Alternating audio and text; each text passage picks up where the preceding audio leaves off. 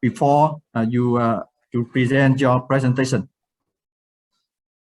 Well, I personally think that in current DES era, that the IVUS for the LEMN PCI is the must tools, because a lot of clinical trial and meta-analysis told us that I'm going to share you later, that the use of IVUS guided PCI compared to simply angiographic guided PCI can significantly reduce the clinical event, including the cardiac deaths. So personally, I would definitely recommend everyone, if possible, to use IVUS for your LEMN PCI. Yes, I think that for the intervention, we should use it's a must for left main intervention. But we are discussing about the role of FFR in evaluating the functional effect of the stenosis. So do you do FFR to evaluate the significance of lesion at the left main?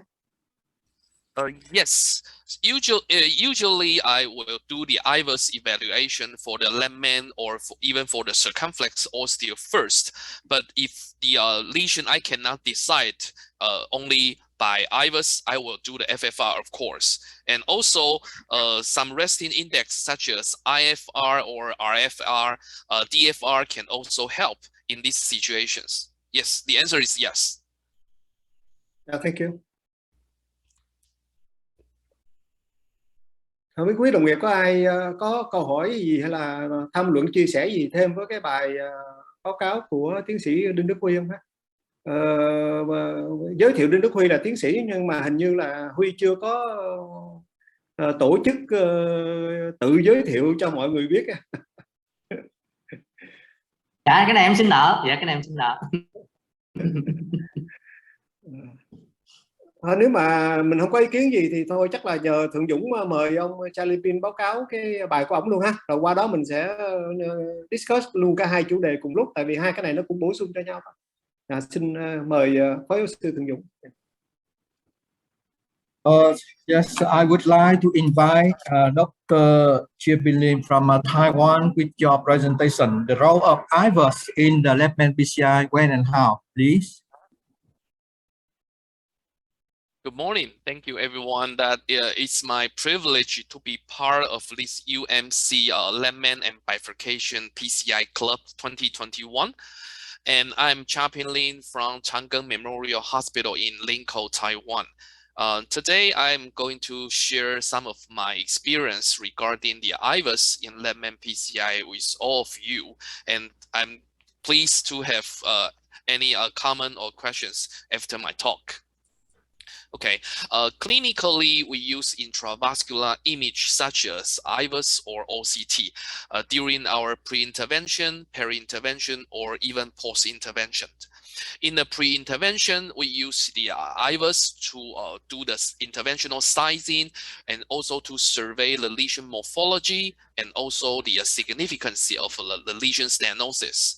And during our intervention, we use IVUS to survey the stent expansion, stent position, any geographic missing or dissection which may cause future event. And also we use IVUS when we encounter any complication. And we use IVUS to survey any etiology and try to solve the complications. And after the intervention, especially during the follow-up, we use IVUS or even OCT to do the in-stent restenosis survey and looking for any late acquired malopposition and even some stent deformation or fractures.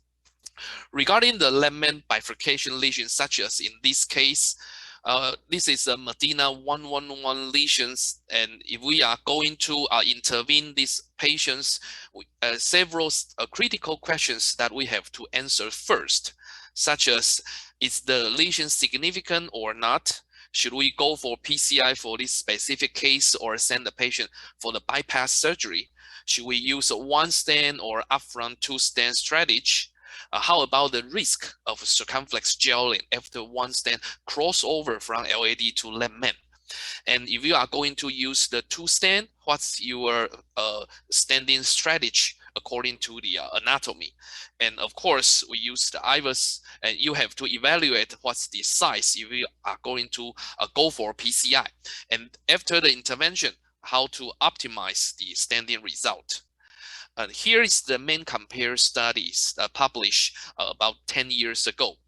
And we compare the angio versus IVUS guide for layman PCI, and you can appreciate clearly that compared to angio guide, the IVUS guide significantly reduced the patient's mortality. And here is the largest meta-analysis regarding the IVUS versus angio guide in